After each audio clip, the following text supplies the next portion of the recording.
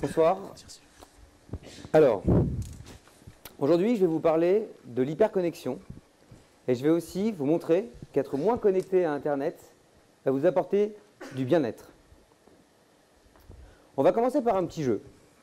Vous allez tous sortir vos téléphones portables, les mettre dans vos mains et les éteindre. Allez-y, allez-y. Ça ne sert à rien de les mettre en mode avion ou juste de couper la 4G, vous les éteignez totalement. Ça va bien se passer, hein. Ne inquiétez pas. Il y a quelques années, je suis parti faire un voyage en Asie et pendant plusieurs mois, je me suis rendu dans des régions très reculées. Je suis allé au nord du Laos, en Inde, dans les vallées de l'Himalaya et dans le désert de Gobi, en Mongolie. Et tous ces endroits ont un point commun. Alors bien sûr, ce sont des endroits magnifiques. D'ailleurs, je vous conseille vraiment d'y aller. Mais surtout, tous ces endroits sont totalement déconnectés d'Internet. Les populations qui y vivent n'ont pas accès à Internet. Alors c'est vrai qu'en Occident, on se dit que c'est impensable de vivre sans Internet. Et là déjà, vous êtes déconnectés depuis 1 minute. Et je sais que certains dans la salle ne se sentent pas très très bien. Mais il faut savoir que l'ONU, l'année dernière, nous a montré que 53% de la population mondiale vit totalement déconnectée. Elle n'a aucun accès à Internet. Alors plus de la moitié du monde vit sans Internet. Nous, on a vécu au final sans Internet pendant des milliers d'années. Donc vous vous rendez bien compte que être déconnecté le temps de mon intervention, c'est pas si grave. Aujourd'hui, on a totalement changé nos priorités. On recherche de la Wi-Fi, on recherche une prise pour recharger sa batterie, plutôt que de chercher de l'aventure ou des nouvelles expériences. On va faire un petit test ici. Levez la main si vous avez déjà regardé votre téléphone en pleine nuit, pendant votre sommeil. Ah, il y en a pas mal. Levez la main maintenant si la première chose que vous faites le matin, c'est vous connecter à votre smartphone. Ah ouais, là il y a quasiment tout le monde, hein. Ok. Dernière petite question. Levez la main si vous avez l'impression que votre téléphone vibre dans votre poche alors qu'il n'y est pas. Bon, si vous avez levé 3 fois la main, il va falloir songer à se déconnecter un peu plus. Aujourd'hui, les réseaux sociaux nous rendent addicts. Certains passent plus de 2 à 3 heures par jour sur les réseaux sociaux. Et en fait, c'est un système neurologique qui fait qu'on a toujours envie de revenir sur ces réseaux sociaux. Et parfois, regarder la vie des autres, ça nous donne envie, mais parfois ça nous déprime. Et une étude récente menée par les chercheurs de l'université de Pittsburgh a montré que ceux qui utilisent trop intensément les réseaux sociaux ont 2,7 fois plus de chances de faire une dépression que ceux qui l'utilisent que de temps en temps. Et puis, Internet a envahi nos vies professionnelles. Aujourd'hui, un cadre va recevoir jusqu'à 88 mails par jour et va en envoyer 33. C'est une sorte d'infobésité qui va créer un stress et une surcharge informationnelle chez les salariés. Un cadre va passer plus de 5 heures par jour à traiter ses mails. 5 heures par jour, c'est énorme, hein. C'est quasiment 30% de sa journée éveillée. Et puis, il y a le fameux mythe du multitasking. On pense qu'on peut faire 2 choses à la fois. Alors, essayez, je vous invite à le faire. Essayez d'envoyer un email et de téléphoner en même temps. Vous allez voir que vous allez faire soit des fautes dans votre email, soit vous n'allez pas réussir à saisir toutes les informations importantes de vos interlocuteurs. Alors, si on combine cette addiction aux réseaux sociaux avec les problèmes que la technologie crée en entreprise, ça peut nous donner des journées hyper connectées. Je prends un exemple. Je me lève le matin, première chose que je fais, je me connecte sur mon smartphone. Je rentre dans la douche. Bon, là, on a de la chance, c'est encore le dernier endroit où on n'est pas connecté.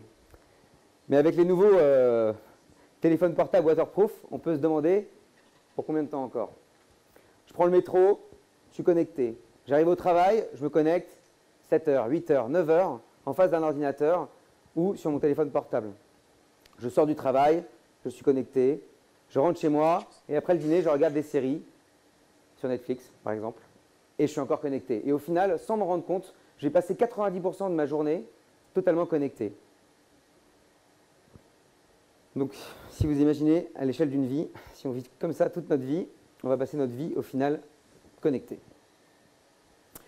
Alors, cette hyperconnexion va créer des problèmes. Ça va créer des problèmes de concentration, ça va nuire à notre attention, ça va créer des problèmes de créativité, mais ça va surtout augmenter notre niveau de stress.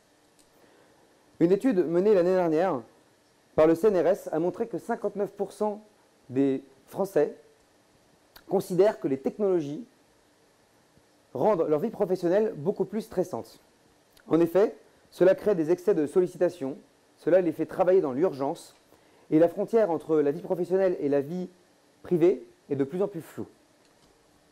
Conséquence, un cerveau en surcharge et une augmentation du stress. Cela peut même aller vers des cas plus graves de burn-out et de dépression. L'OMS nous a indiqué qu'en 2030, la dépression serait l'une des principales maladies causant de l'invalidité dans le monde. Et puis ça peut encore donner des choses folles, comme ces personnes qui regardent une course de vélo. Si vous voyez bien, tout le monde est avec son téléphone portable, sauf cette petite grand-mère qui, elle, prend encore le temps de regarder. Là, on part aux États-Unis où on a créé des trottoirs spéciaux pour les gens qui se connectent sur leur smartphone en marchant. En fait, le but, c'est vraiment d'éviter qu'ils se rentrent dedans. Et là, c'est le même système en Chine. Aux Pays-Bas, on a carrément mis des lampes LED avant les passages cloutés pour éviter que les personnes qui marchent avec leur téléphone portable comme ça se fassent écraser par les voitures. Vous vous rendez compte dans quel monde on part?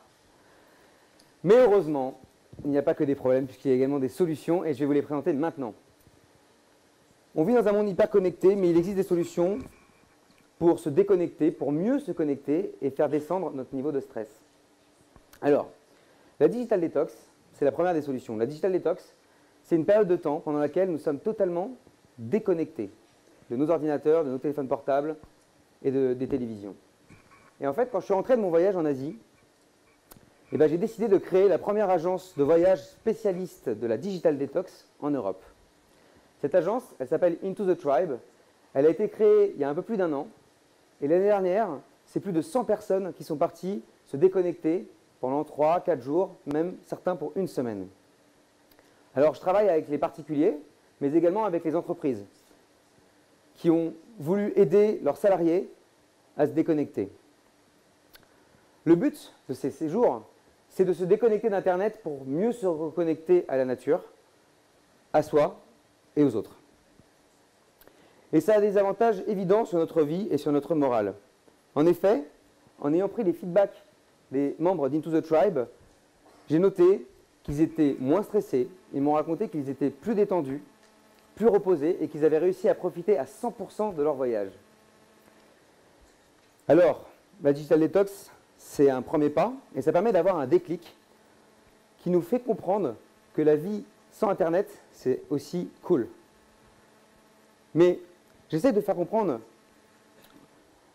aux participants de mes séjours qu'il faut continuer cette digital detox dans la vie de tous les jours. Et là, je vais vous donner quelques astuces qui vont vous aider à mieux vous connecter, à moins être connecté. Par exemple, lorsque vous avez un dîner, une soirée, un déjeuner, essayez de ne pas regarder votre téléphone. Donc, vous pouvez essayer de couper la 4G, vous pouvez tout simplement mettre votre téléphone en mode avion ou couper les notifications. Mais bref, essayez de ne pas sortir votre téléphone pendant tout un dîner. Et vous allez voir que les résultats sont assez rapides. Vous allez être beaucoup plus en interaction avec les autres, vous allez être beaucoup plus attentif à ce qu'ils disent. Si vous êtes au restaurant, par exemple, et qu'un de vos amis n'arrive pas à se déconnecter, vous faites un petit jeu très simple. Vous mettez tous les téléphones au milieu de la table et vous les empilez comme ça. Hein. Et s'il y en a un qui prend son téléphone, il paye l'addition. Je vous promets que si vous êtes 8 personnes, personne ne va prendre son téléphone. Hein. Après, le but, c'est aussi d'améliorer notre sommeil. On est trop dérangé pendant notre sommeil par la technologie. Alors, des petits conseils très simples. Votre téléphone, vous ne le mettez pas sur votre table de nuit. Vous le mettez dans votre salon et à la place, vous achetez un réveil. Si vous voulez vraiment le laisser sur votre table de nuit, vous le mettez en mode avion. Et vous verrez que vous allez passer des nuits beaucoup plus réparatrices. Vous n'allez pas être tenté de vous lever le matin et d'avoir comme premier geste ce regard sur ce smartphone. Et vous allez surtout ne pas être dérangé pendant toute la durée de votre nuit. Donc, une nuit plus réparatrice et on se sent mieux dans notre peau. Après, il y a des efforts à faire aussi en entreprise. Vous allez bientôt aller en entreprise, vous créez votre société. Et vous allez voir que des petits conseils peuvent transformer vos journées de travail. Par exemple, évitez le multitasking. Essayez de faire qu'une seule chose à la fois. Si vous êtes trop dérangé par les mails, essayez de les consulter que 3 à 4 fois par jour pendant une vingtaine de minutes, plutôt que d'y revenir toutes les 7 minutes, toutes les 10 minutes.